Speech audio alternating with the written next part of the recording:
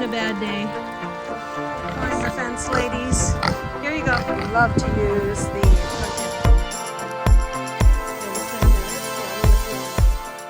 Good, beautiful morning, guys.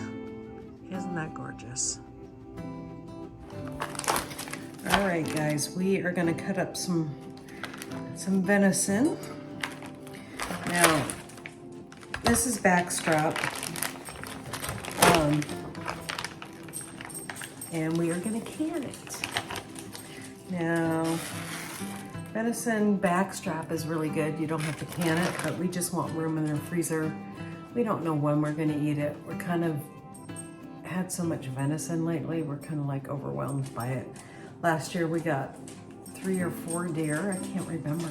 I think it was 4. Was having so much still in the freezer. We're going to cut this up and put it in pint-sized jars and can it.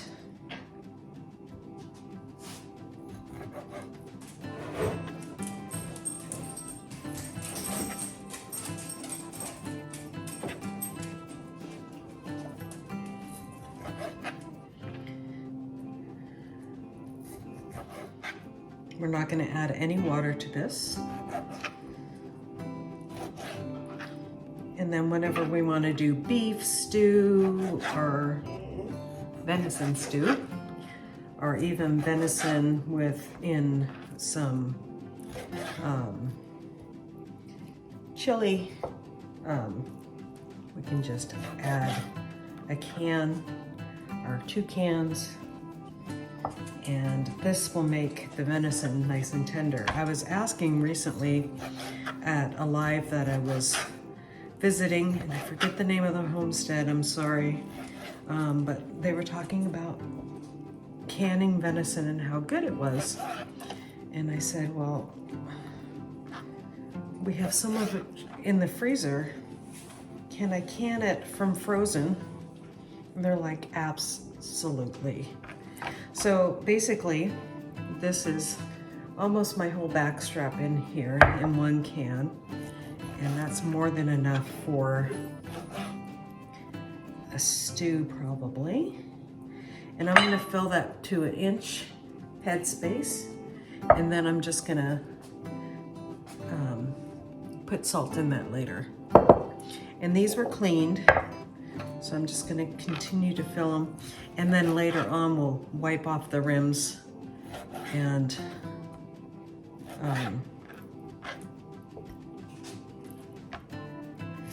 these are even still a little bit frozen, so I'm probably going to wait a little while before I put them in the pressure cooker to cook them down.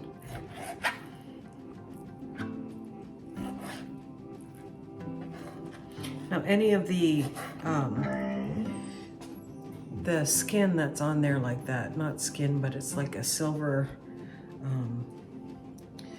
I don't know what that's called, silver skin, something like that. That will evaporate when you can it, so you don't have to worry about that. You don't have to worry about there being too much fat in it because it's venison and it doesn't have too much fat. So it actually cans really well. And then the canning process, like I said, will help it to tenderize it. Even the backstrap, we've noticed, sometimes can be pretty hard. And this is the tenderloin of the venison. Just really small tenderloins.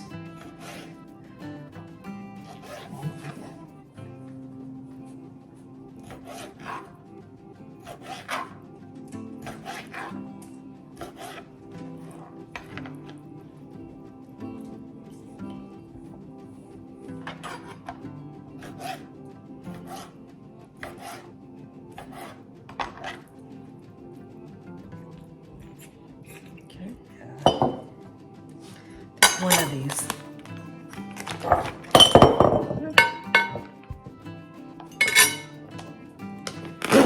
This is backstrap.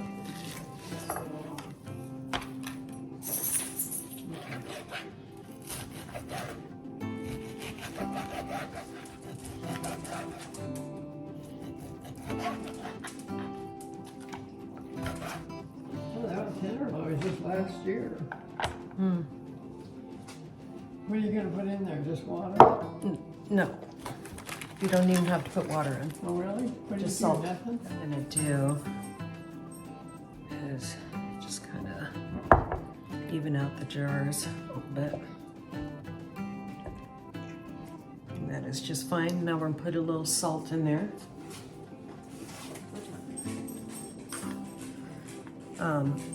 You can put in a teaspoon. I'm putting half a teaspoon because I'm salt sensitive. And then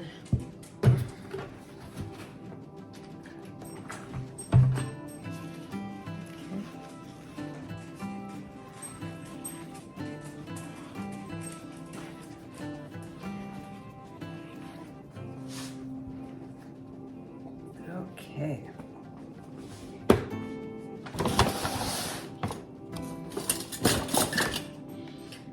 Brand new lids.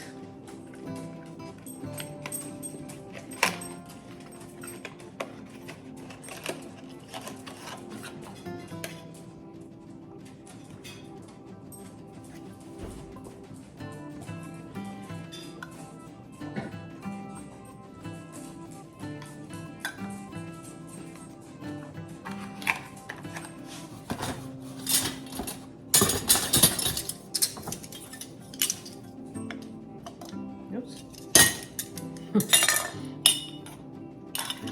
Oops.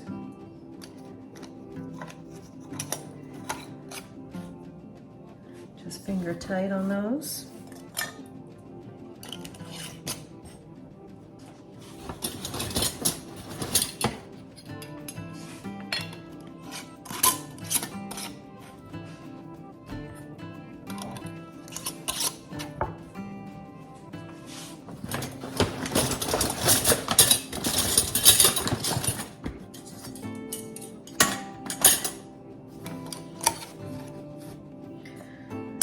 Okay, now we're gonna start our canner and we're gonna put them in the canner cold because everything in here is cold. So, and then that will slowly heat it up. And then once the canner gets to pressure, we'll show you all the steps. I just have a Presto canner.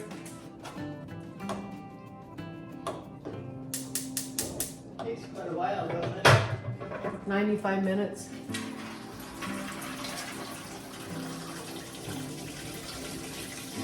We're going to add a little vinegar to our water because we have really hard water. Just a dash. Put our jars in here.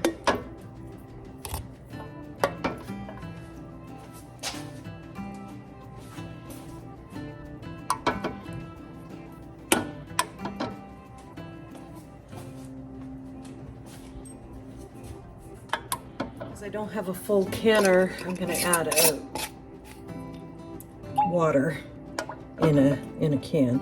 I could put one more water thing in here, but this is fine.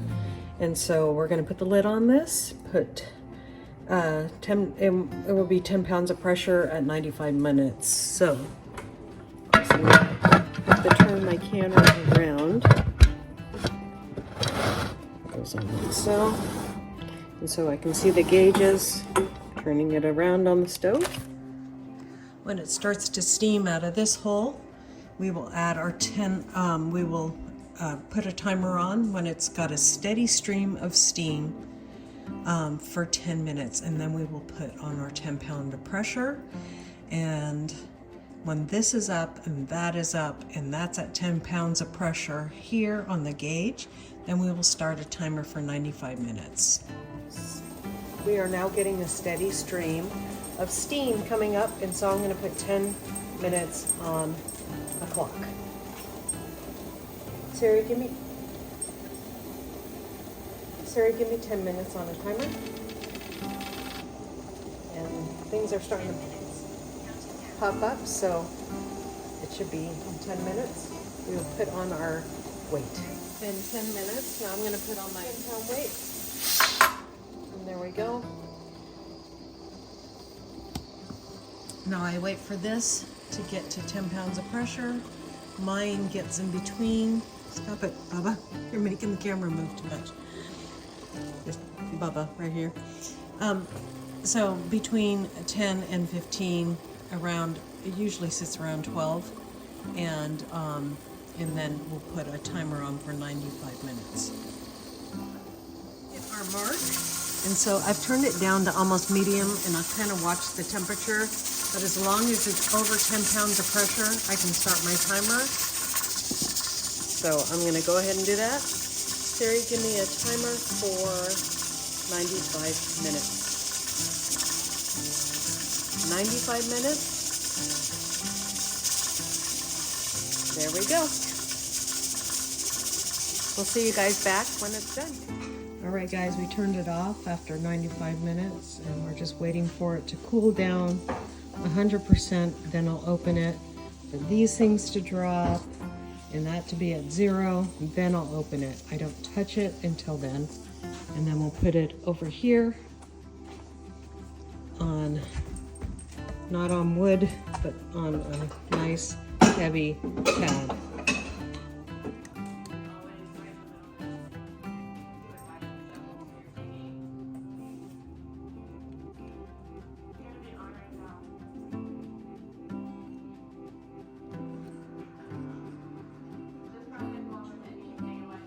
All right, you guys, we're done. Thank you for watching. God bless and have a great and wonderful day. Bye.